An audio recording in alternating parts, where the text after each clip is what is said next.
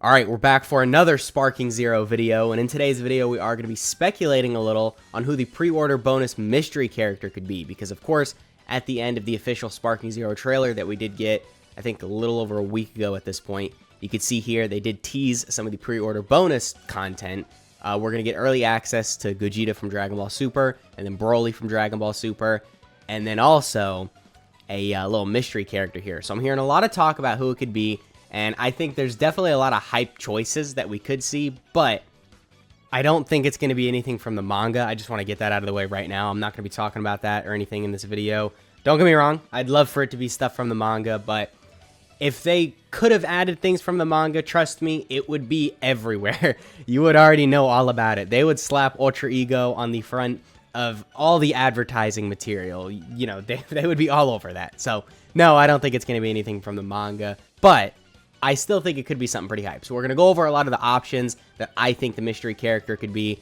But before we do that, make sure you let me know down in the comments who you want this mystery character to be, whether it be someone that's hype or just some random character that you think would make sense, because I'm curious what the community wants here, because I feel like there's a lot of different options we got. So anyway, first off, obviously Shallot, right? Dragon Ball Legends is a pretty popular game. Shallot is a semi-popular character, but it's a Saiyan, so like, you know, it's bound to do good in terms of sales. Obviously, a lot of people would want this as a playable character because, all right, you got Super Saiyan, you got Super Saiyan 2, you got Super Saiyan 3, you got Super Saiyan God, you got Super Saiyan Blue, and that's pretty much all the transformations Shallot has at this point. But I'm sure in the future, we're going to get Super Saiyan 4, we're going to get Super Saiyan Blue Evolution, we're going to get Ultra Instinct Sign, we're going to get Mastered Ultra Instinct, we're going to get all of those things. So, sure, right now, it might be kind of a weird spot to release Shallot just because there's so many potential transformations, but you could always add more transformations to him with further DLC.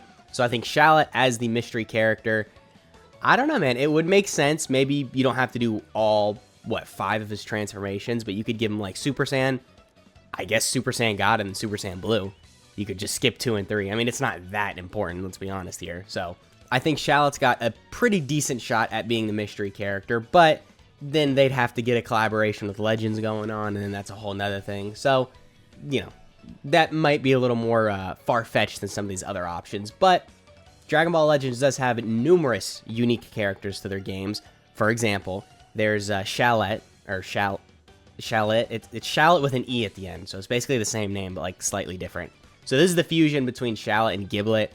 Giblet's another character I wanted to talk about. So Giblet, I think, is Shallot's brother. I'm not really, you know, crazy knowledgeable on the Legends lore, but I know they're both Super Saiyans from, I guess, planet Sadala, right? Way back when, because they were sent to the future. Like I said, I don't know the Legends lore. It's kind of random, and it's not really that good of a story, if I'm being completely honest. That's why most people don't keep up with it, but you got some pretty hype characters. You got a Saiyan that goes Super Saiyan God, so if they want to add him into the game, I'm fine with that. And then if they want to add the fusion between Shallot and Giblet, I'm fine with that as well, because all three of these characters, pretty hype, and you got multiple transformations you could give all these characters. So, next up, getting out of Dragon Ball Legends, we've got Android 21. Now, Android 21 was revealed to be an official character in Dragon Ball Super Superhero. You see a little silhouette of her.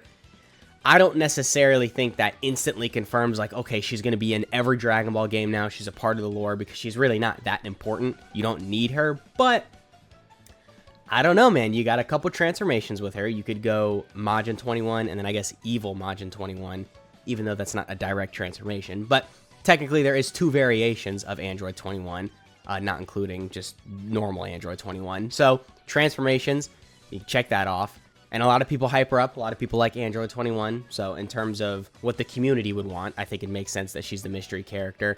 And also, in every Dragon Ball game, I think everyone has availability to use Android 21. Like, Xenoverse has her, Legends, Dokkan, Fighters obviously has her.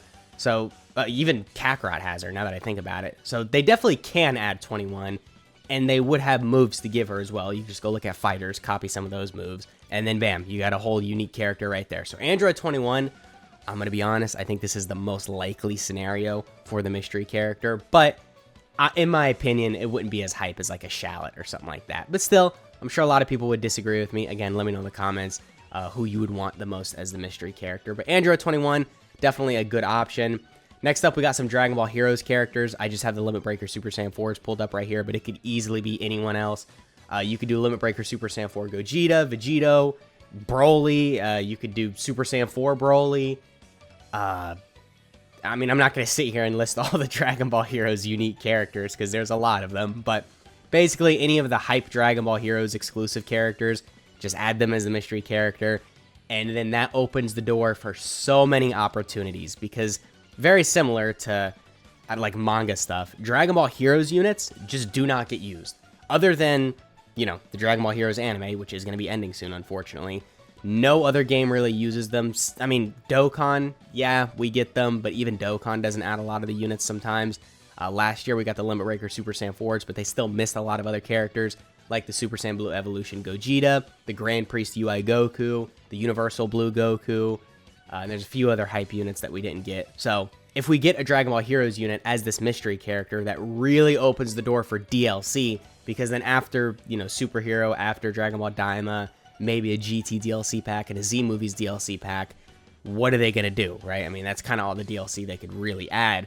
But then if we're starting to talk about Dragon Ball Heroes, that's like 3 more DLC packs just from, you know, all the Dragon Ball Heroes arcs. You can just add a bunch of characters from those arcs for every DLC pack. So, from a financial point of view, it makes sense just to open the gateway into Dragon Ball Heroes. But we've been saying this for forever. Dokkan is the only game that does it. Dragon Ball Legends hasn't had any Dragon Ball Heroes things.